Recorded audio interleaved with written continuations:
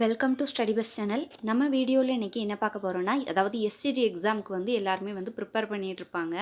நம்ம சேனலில் வந்து ஆல்ரெடி வந்து நம்ம நிறைய நோட்ஸ் வந்து அப்லோட் பண்ணியிருக்கிறோம்.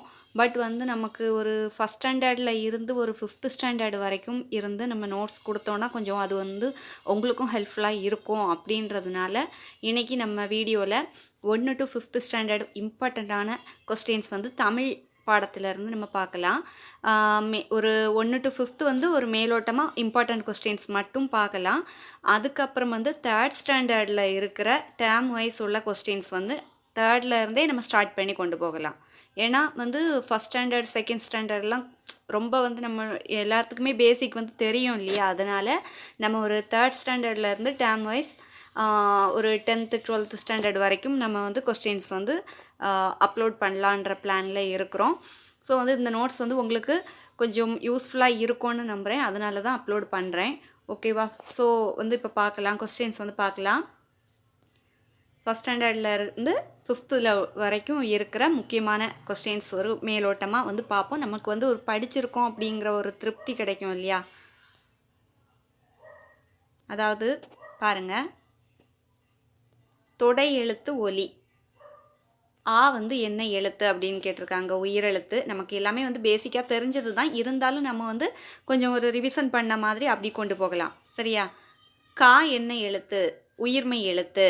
தமிழ் மொழியில் எத்தனை உயிரெழுத்துக்கள் இருக்கின்றன? 12 உயிரெழுத்துக்கள் இருக்கின்றன. தமிழ் மொழியில் எத்தனை மெய்யெழுத்துக்கள் இருக்குது? 18. தமிழ் மொழியில் எத்தனை உயிர்மெய் எழுத்துக்கள் இருக்கின்றன? 216. அடுத்து பாருங்கள், 2nd ஸ்டாண்டர்டில் இருக்கிற கொஞ்சம் முக்கியமானது. பொறுத்துக அப்படின்னு சொல்லி கொடுத்துருக்காங்க. மரம் அப்படின்னா அதில் என்ன இருக்கும்? இலைகள் வந்து இருக்கும். அதே மாதிரி மீன் வந்து எங்கே இருக்கும்னு பார்த்தீங்கன்னா தண்ணீரில் இருக்கும். மாட்டுக்கிட்ட இருந்து நமக்கு என்ன கிடைக்கும்? பால் கிடைக்கும். அதே மாதிரி எதிர்ச்சொற்கள் வந்து பாருங்கள், பகல், இரவு, நல்லது, கெட்டது. அடுத்து ஒன்றென்பது பல என்பவை அப்படின்னா நம்ம வந்து சொல்லுவோம் இல்லையா? இந்த ஒருமை பன்மை சொல்லுவாங்க இல்லையா? அதுக்கு வந்து இப்படி கொடுத்துருக்காங்க. மரம் அப்படிங்கிறது ஒன்றென்பது அப்படிம்பாங்க. அதே மாதிரி மரங்கள் அதை வந்து பல இதை குறித்து வர்றதுனால பல என்பவை அப்படின்னு சொல்லி கொடுத்துருக்காங்க. சரியா? ஒருமை பன்மை தான் இது. மரம் மரங்கள், பன்மையாக வரும்போது மரங்கள், பூக்கள். அதே மாதிரி இணைச்சொற்கள், அதாவது வீடு அப்படின்னா அதை வந்து என்ன சொல்லுவாங்கன்னா இல்லம். அம்மா அப்படின்னா அதற்கு இன்னொரு சொல் என்னன்னா தாய். அம்மாவை தாய் அப்படின்னும் சொல்லுவாங்க. அதை வந்து சொல்லியிருக்காங்க. அடுத்து 3rd ஸ்டாண்டர்டில் இருந்து உள்ள தமிழ் பாருங்கள், இலக்கணம் வந்து சொல்லியிருக்காங்க. மெய் கூட்டல் உயிர் இது தொடர்பாக. ஒரு சொற்றொடரில் பதிலளி. ஒரே சொற்றொடரில் பதிலடி. காகம் எது குடிக்கும்? தண்ணீர். அடுத்து பன்மை செய்ய அப்படின்னு சொல்லியிருக்காங்க. என்னென்னா நம்ம வந்து பன்மைனா எல்லாத்துக்குமே தெரியும். ஒன்றை குறிப்பது ஒருமை, பல இது குறிக்கக்கூடியது வந்து பன்மை அப்படின்னு சொல்லி நம்ம படிச்சிருக்கோம் ஏற்கனவே. குழந்தை அப்படின்னா அது வந்து பன்மையாக மாறும்போது குழந்தைகள் அப்படி மாறும். அதே மாதிரி நாய் அப்படின்னா நாய்கள், இந்த மாதிரி மாறும். வினைச்சொல் கண்டறி. இதில் அவள் ஓடினாள். இதில் வந்து வினை சொல் எது அப்படின்னு சொல்லி கண்டுபிடிக்க சொல்லியிருக்காங்க. ஓடினாள் என்பது வினைச்சொல். வேற்றுமை உருபுகள் எத்தனை? 7. அதே மாதிரி 4th ஸ்டாண்டர்டில் பாருங்கள், தமிழ். பெயர் சொல் என்பது அப்படின்னா மனிதர், விலங்கு, பொருள் ஆகியவற்றின் பெயரை சொல்லும் சொல் தான் பெயர் சொல் அப்படின்னு சொல்லியிருக்காங்க. வினைச்சொல் என்பது செயலை காட்டும் சொல் தான் வினைச்சொல் அப்படின்னு இருக்காங்க. உவமை அப்படின்னா என்ன அப்படின்னு பார்க்கலாம். 2 வேறுபட்டவற்றை ஒப்பிட்டு சொல்லுவது தான் உவமை. அதாவது உதாரணம் கொடுத்துருக்காங்க. அவன் முகம் சந்திரன் போல் உள்ளது அது சொல்லியிருக்காங்க. அடுத்து வந்து அடைமொழி அடையாளம் செய் அப்படின்னு சொல்லியிருக்காங்க. சிவந்த மலர் அப்படின்னா சிவந்த, அதுதான் அடைமொழி குறிக்கக்கூடியது. அதே மாதிரி 5th பாருங்கள், 5th தமிழில் சமச்சீர் சொல். அறிவு அப்படின்னா சமச்சீர் சொல் அப்படின்னா வந்து பொருள் தருக. பொருள் என்ன அப்படின்னு சொல்லி கேட்பாங்க இல்லையா? அது. அறிவு அப்படின்னா ஞானம். அன்பு அப்படின்னா காதல். இயைபு சொல் நீர் கூட்டல் ஓட்டம் அப்படின்னா இதை வந்து நம்ம சேர்த்து எழுதும்போது நீரோட்டம் இந்த மாதிரி வருது இல்லையா? இணைமொழி. அடுத்து காற்று கூட்டல் மழைனா காற்று மழை, இந்த மாதிரி சேர்த்து எழுத வேண்டியது இருக்கும். பிரித்து கொடுத்துருக்கத சேர்த்து எழுத வேண்டியது இருக்கும். நம்ம படிச்சிருக்கோம் இல்லையா? பிரித்தெழுது சேர்த்தெழுது, அதை தான் அந்த மாதிரி கொடுத்துருக்காங்க. காலங்கள் எத்தனை? காலங்கள் வந்து 3. இறந்த காலம், நிகழ்காலம், எதிர்காலம். வினைமுற்றுக்கு எடுத்துக்காட்டு தருக கேட்டிருக்காங்க. வந்து, செய்து, இந்த மாதிரி வருது வினைமுற்று. வினை எச்சம் என்ன அப்படின்னு கேட்டிருக்காங்க. ஓடி, பார்த்து, சென்ற பின் இதை வந்து சொல்லலாம். எது நிகழ்கால வாக்கியம் அப்படின்னு கேட்டிருக்காங்க. அவன் பாடுகிறான். இது வந்து நிகழ்கால வாக்கியம். அடுத்து பாருங்க, இப்போ நம்ம 1 to 5th உள்ள ஒரு பேசிக்கான உள்ளது வந்து நம்ம பார்த்தோம், கொஸ்டின்ஸ் வந்து பார்த்தோம். இப்போ வந்து பார்க்க போகிறது 3rd ஸ்டாண்டர்டில் இருந்து டேர்ம் 1ல் இருந்து டேர்ம் 3 வரைக்கும் நம்ம வந்து பார்க்கலாம். முக்கியமானது பாருங்கள், டேர்ம் 1ல் 3rd ஸ்டாண்டர்ட் வந்து நம்ம இப்போ ஸ்டார்ட் பண்ணுறோம். 3rd 1 to 3வது டேர்ம் வரைக்கும் உள்ளதை நம்ம இந்த வீடியோவில் பார்த்துடலாம். பாடம் 1 பாவை. கவிதையின் கருத்து, அதாவது குறுகிய விடை அப்படின்னு சொல்லலாம். பாவை என்ன கேட்டாள் அப்படின்னா மழை பெய்ய வேண்டும் என்று கேட்டாள். ஜஸ்ட் இதெல்லாம் வந்து நம்ம ரீட் பண்ணுறது உங்களுக்கு வந்து 1 to நம்ம 5th வரைக்கும் நம்ம கொஸ்டின்ஸ் வந்து பார்த்துருக்கோம் அப்படின்ற ஒரு படிச்சிருக்கோம் அப்படின்ற ஒரு திருப்தி கிடைக்கும் நமக்கு. ஸோ வந்து இது ஒரு ரிவிஷன் மாதிரி ஜஸ்ட் ரீட் பண்ணி வச்சுக்கோங்க, அது நம்ம எக்ஸாமுக்கு தேவைப்படலாம். பாவை என்ன கேட்டாள்? மழை பெய்ய வேண்டும் என்று கேட்டாள். பசுக்கள் எதை விரும்பும்? பசும்புல் விரும்பும். மரங்கள் எதை தந்து மகிழும்? பழங்கள் தந்து மகிழும். பாவை யாரை வேண்டி பாடினாள்? கடவுளை வேண்டி பாவை பாடினாள். பாடம் 2ல் பாருங்கள், என் நண்பனில் ஒரு சொல் விடை. கதையின் நாயகன் யார் அப்படின்னா குட்டி. குட்டியின் நண்பன் என்ன? குட்டியோட நண்பன் வந்து நாய். குட்டி எங்கு வாழ்கிறான்? கிராமத்தில் வாழ்கிறான். குறுகிய விடையில் பார்க்கலாம். குட்டி நாயை ஏன் விரும்புகிறான்? அது விளையாடும் அன்பாக இருக்கும், அதனால் குட்டி வந்து அந்த நாயை ரொம்பவே விரும்புகிறான். நாய்க்குட்டியை எப்படி உதவியது? தவறிவிட்ட குட்டியை கண்டுபிடித்து கொண்டு சென்றது. பாடம் 3 நான் எழுதிய கடிதம். ஒரு சொல் விடையில் பார்க்கலாம். கடிதம் யாருக்கு எழுதப்பட்டது? கடிதமானது தாத்தாவுக்கு எழுதப்பட்டது. கடிதம் எவர் மூலம் வந்தது? தபால்காரர் மூலமாக கடிதம் வந்தது. குழந்தை தாத்தாவிடம் என்ன கேட்டது? விடுமுறையில் வருமாறு குழந்தை கேட்டா. அதே மாதிரி தபால்காரரை பார்த்து குழந்தை எப்படி உணர்ந்தது? மிக மகிழ்ச்சி அடைந்தது. தபால்காரரை பார்த்ததும் ரொம்பவே குழந்தை சந்தோஷப்பட்டிருக்கு. அதே மாதிரி பாடம் 4 கவிதை என் மரம். முக்கியமான கவிதை அடிப்படை கேள்விகள். மரம் எதற்கு உதவும்? நிழல், காற்று, பழம் இதெல்லாம் கொடுக்கும் மரம். மரத்திற்கு நாம் என்ன செய்ய வேண்டும்? நீரூற்றி பராமரிக்க வேண்டும். மரம் எதற்காக நன்றி கூறுகிறதுனா நீரூட்டியதற்காக மரம் வந்து நன்றி கூறியது. இதில் உள்ள இலக்கணம் வந்து பார்க்கலாம். பெயர்ச்சொல், வினைச்சொல். பெயர்ச்சொல் என்றால் என்ன? மனிதர், விலங்கு, பொருள், இடத்தின் பெயர். இதுதான் வந்து பெயர்ச்சொல் அப்படின்னு சொல்கிறாங்க. வினைச்சொல் என்றால் செயலை குறிக்கும் சொல். ஓடு, நட, சிரி இந்த மாதிரி உள்ளதை வினைச்சொல் அப்படின்னு சொல்கிறாங்க. ஒன்றென்பது பல என்பது அப்படின்னா நம்ம ஏற்கனவே பார்த்தது தான். ஒருமைப்பன்மையை வந்து இந்த மாதிரி சொல்லியிருக்காங்க. குழந்தை, அதை வந்து குழந்தை என்பது வந்து ஒருமையை குறிக்கும். குழந்தைகள் என்பது வந்து பன்மையை குறிக்கும். அதே மாதிரி குரங்கு ஒருமை, குரங்குகள் என்பது பன்மையை குறிக்கிறது. மரம் அப்படின்னா ஒருமையை குறிக்கும். மரங்கள் என்பது பன்மையை குறிக்கிறது. அதே மாதிரி எதிர்ச்சொற்கள் வந்து பாருங்கள். காலை அப்படின்னா அதற்கு எதிர்ச்சொல் வந்து மாலை. உயரம், தாளம். புதிய, பழைய. வாங்கு அப்படின்னா விற்கக்கூடியது, அதை வந்து குறிக்கும். இதில் ஜஸ்ட் மிஸ்டேக் இருக்குது, சாரி. இணைச்சொற்கள் அப்படின்னா இல்லம் அப்படின்னா அதுக்கு இன்னொன்று என்னென்னா வீடு அப்படி சொல்லலாம். அம்மா அப்படின்னா தாய் சொல்லலாம். குழந்தை அப்படின்னா சிறுவர் சொல்லலாம். அதுக்கப்புறம் வந்து பாருங்கள், வாக்கியங்கள். கரடி ஓடுகிறது, இதில் உள்ள வினைச்சொல் வந்து ஓடுகிறது, அதை வந்து சொல்லலாம். சிவப்பு மலர் மலர்கிறது. அடைமொழி, இதில் வந்து அடைமொழி எது பார்த்தீங்கன்னா சிவப்பு. முக்கிய தேர்வு மாதிரி கேள்விகள் வந்து பாருங்கள். மரம் எதை நமக்கு தருகிறது? நிழல், காற்று, பழம். கடிதத்தை யார் கொண்டு வருவார்? தபால்காரர் கொண்டு வருவார். நாய்க்குட்டிக்கு எப்படி உதவியது? தவறிவிட்ட இடத்திலிருந்து வீடு கொண்டு வந்தது. அதே மாதிரி பாவை எதற்காக வேண்டுதல் வைத்தாள்னா மழை பெய்ய வேண்டும் அப்படின்னு சொல்லி வேண்டுதல் வைத்தாள். அவன் பாடுகிறான். இது வந்து எந்த காலம்? நிகழ்காலம். 3ஆம் வகுப்பு தமிழ் டேர்ம் 2ல் உள்ள கொஸ்டின்ஸ்லாம் பார்க்கலாம். பாடம் 1 நல்ல தோழன். ஒரு சொல் விடையில் வந்து பார்க்கலாம். கதையின் நாயகன் யாருன்னா சூர்யா. சூர்யாவின் தோழன் யார் அப்படின்னா விக்ரம். சூர்யா எந்த வகுப்பில் பயின்றான்? 3ஆம் வகுப்பு. அதே மாதிரி குறுகிய விடையில் பாருங்கள். சூர்யாவுக்கு எழுந்த சிரமம் என்ன? கணித பாடம் எழுத முடியாமல் சூர்யா இருந்தான். அடுத்து விக்ரம் எப்படி உதவினான்? கவனமாக கற்றுக் கொடுத்து உதவினான் விக்ரம்.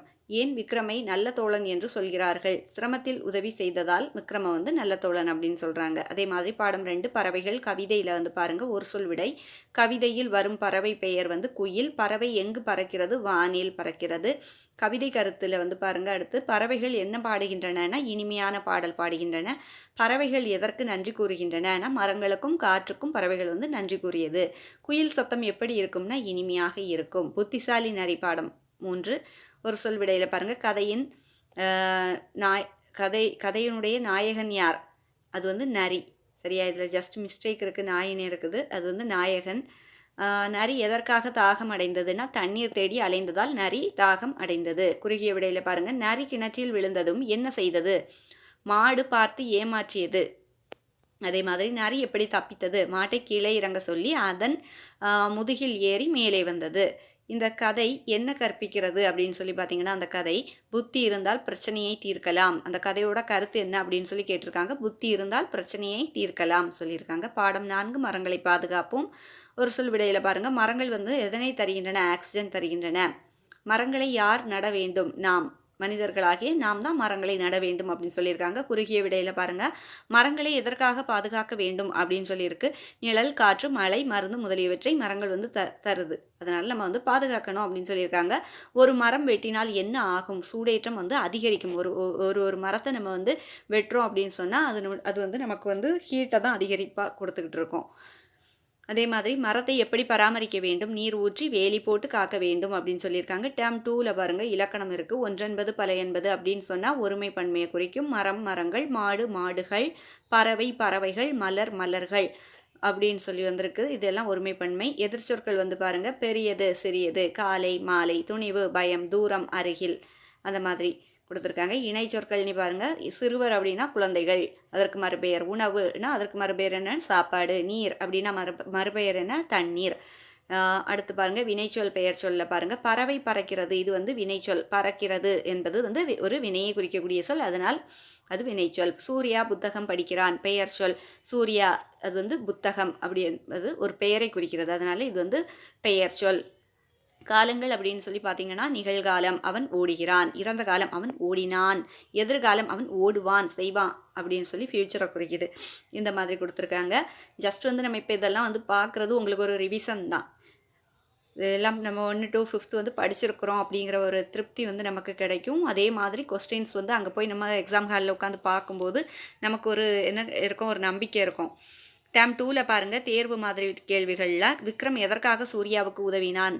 அவன் தோழன் என்பதால் உதவினான். நரி காட்டிய புத்திசாலித்தனம் என்ன? மாட்டை ஏமாற்றி தப்பித்தது தான் புத்திசாலித்தனம். நரியோட புத்திசாலித்தனம். மரத்தை வளர்க்க நாம் என்ன செய்ய வேண்டும்? தினமும் நீர் ஊற்ற வேண்டும். குயில் எந்த சத்தம் விடும்? இனிமையான சத்தம் விடும். நான் ஓடுகிறேன், இது எந்த காலம்? நிகழ்காலம். அதே மாதிரி பாருங்கள். 3rd ஸ்டாண்டர்டில் உள்ள தமிழ் டேர்ம் 3 முக்கியமான கொஸ்டின்ஸ் வந்து பார்க்கலாம். பாடம் 1 என் ஊர். ஒரு சொல் விடையில் வந்து பாருங்கள். பாடத்தில் வரும் ஊர் பெயர் வந்து செம்பூர். அதே மாதிரி செம்பூரில் பிரபலமானது என்ன அப்படின்னா மாவட்ட திருவிழா. ஊரில் உள்ள முக்கிய இடம் வந்து கோவில். அந்த கதையில் அந்த பாடத்தில் உள்ளது. குறுகிய விடை பாருங்கள். செம்பூர் மக்கள் எதில் திறமையானவர்கள்னா உழவு மற்றும் கைத்தொழில் செய்வதில் ரொம்பவே திறமையானவங்களாக இருந்திருக்காங்க. ஊர் அழகாக இருப்பதற்கு காரணம் என்ன அப்படின்னு கேட்டிருக்காங்க. மரங்கள், வயல்கள், சுத்தமான சுற்றுப்புறம், இதெல்லாம் வந்து ஊர் வந்து அழகாக இருக்கிறதுக்கு காரணமாக இருந்துச்சுன்னு சொல்கிறாங்க.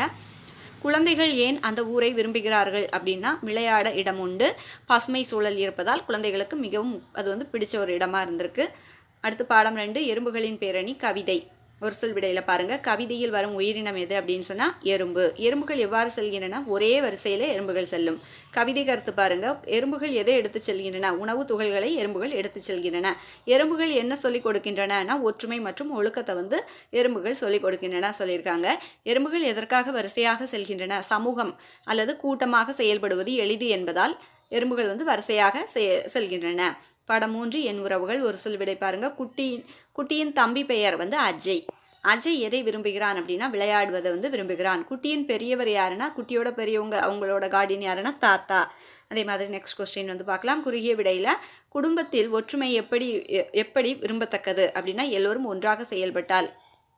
தாத்தா குழந்தைகளுக்கு என்ன கற்றுக் கொடுத்தாருன்னா நல்ல பழக்க வழக்கங்கள், மரியாதை. குடும்பத்தில் சின்ன சின்ன உதவி செய்வது ஏன் முக்கியம்? அன்பும் ஒற்றுமையும் அதிகரிக்கும் அந்த மாதிரி செஞ்சோன்னா. பாடம் 4 காப்போம் பாதுகாப்போம். ஒரு சொல் விடையில் வந்து பாருங்கள். எந்த விஷயங்களை பாதுகாக்க வேண்டும்? இயற்கை, நீர், மரம், இதெல்லாம் வந்து நம்ம பாதுகாக்கணும் அப்படின்னு சொல்லியிருக்காங்க. எங்கு சுத்தமாக இருக்க வேண்டும்? வீடு மற்றும் சுற்றுப்புறங்கள் வந்து மிகவும் சுத்தமாக இருக்கணும் அப்படின்னு சொல்லியிருக்காங்க. குறுகிய விடையில் பாருங்கள். குப்பையை விலக்கி எங்கு போட வேண்டும்? தொகுப்பிடத்தில் வந்து போட வேண்டும். இயற்கையை நாம் எப்படி காக்கலாம்னா மரம் நடுதல், நீர் சேமித்தல், குப்பை வீசாமை. குப்பையை வந்து கண்ட இடங்களில் வீசாமல் இருக்கிற மூலமாக இயற்கையை நாம் வந்து காக்கலாம் அப்படின்னு சொல்லியிருக்காங்க. குழந்தைகள் ஏன் இயற்கையை பாதுகாக்க வேண்டும்? அது நமது எதிர்காலத்திற்கு வந்து மிகவும் பயனுள்ளதாக இருக்கும். அதனால் குழந்தைகளுக்கு இப்போ இருந்தே அதனுடைய நிறைய ஒரு நற்பயன்களை வந்து சொல்லிக் கொடுத்து வளர்க்கணும் அப்படின்னு சொல்லியிருக்காங்க. டேர்ம் 3ல பாருங்கள், இலக்கணம். ஒன்றென்பது பல என்பது ஏற்கனவே சொன்னது தான் ஒருமைப்பன்மை. எறும்பு எறும்புகள். குழந்தைனா ஒருமையை குறிக்கும், குழந்தைகள் பன்மையை குறிக்கும், மரம் ஒருமை குறிக்கும், மரங்கள் என்பது பன்மையை வந்து குறிக்கிறது. எதிர்ச்சொற்கள் வந்து பாருங்கள், உயர்வு தாழ்வு, கடினம் எளிது, எதிர்னா பின், மிகுதி குறைவு. இணைச்சொற்கள் வந்து பாருங்கள், நாடு தேசம், பசினா ஏமாற்றம், அதே மாதிரி நல்லதுனா சிறப்பு. வினைச்சொல் பெயர்ச்சொல் பாருங்கள், எறும்புகள் செல்கின்றன. வினைச்சொல் செல்கின்றன என்பது வினையை குறிக்கிறது. அதே மாதிரி அஜய் விளையாடுகிறான். பெயர்ச்சொல் என்னது? அவனுடைய பேர் அஜய். அதே மாதிரி காலங்கள் பாருங்கள், நிகழ்காலம் நான் படிக்கிறேன், இறந்த காலம் நான் படித்தேன், எதிர்காலம் நான் படிப்பேன், இந்த மாதிரி சொல்லியிருக்காங்க. அடுத்த டேர்ம் 3 தேர்வு மாதிரி முக்கிய கேள்விகள் வந்து பாருங்கள். எறும்புகள் எதை எடுத்து செல்கின்றன? உணவு துகள்களை எடுத்து செல்கின்றன. குடும்பத்தில் ஒற்றுமை ஏன் முக்கியம்? அனைவரும் ஒன்றாக செயல்பட உதவுகிறது ஒற்றுமையாக இருந்தோன்னா. இயற்கையை எப்படி காக்கலாம்னா மரம் நடுதல், சுத்தமாக வைத்தல். ஊர் அழகாக இருப்பதற்கு காரணம் என்னன்னு கேட்டிருக்காங்க. மரங்கள் வயல்கள் சுத்தம், இதனால் ஊர் அழகாக வந்து இருந்திருக்கு. அவன் ஓடினான். இது வந்து எந்த காலம்னா இறந்த காலம், இதை வந்து குறிக்கிறது. இப்போ பார்த்தீங்கன்னா நம்ம 1 to 5th ஸ்டாண்டர்டில் இருக்கிற பேசிக்கான கொஸ்டின்ஸ் வந்து நம்ம பார்த்தோம். அது மட்டும் இல்லை, 3rd ஸ்டாண்டர்டில் இருக்கிறத வந்து டேர்ம் வைஸ் டேர்ம் 1, 2, 3 எல்லாம் வந்து இந்த வீடியோவில் நம்ம பார்த்துருக்கோம். நெக்ஸ்ட் வீடியோவில் 4th ஸ்டாண்டர்டில் உள்ள டேர்ம் 1, 2, 3 இதெல்லாம் நம்ம வந்து பார்க்கலாம். இந்த வீடியோ உங்களுக்கு ரொம்பவே யூஸ்ஃபுல்லாக இருந்துச்சுன்னா இதே மாதிரி SCG எக்ஸாமுக்கு ப்ரிப்பேர் பண்ணிகிட்ருக்கிறவங்களுக்கு இந்த வீடியோ வந்து ஷேர் பண்ணுங்கள். மறக்காமல் நம்ம ஸ்டடி பஸ் சேனலை சப்ஸ்கிரைப் பண்ணி வச்சுக்கோங்க. அப்போ தான் நான் அப்லோட் பண்ணுற வீடியோவெல்லாம் உங்களுக்கு உடனுக்குடன் நோட்டிஃபிகேஷனாக வந்து சேரும். தேங்க்ஸ் ஃபார் வாட்சிங்.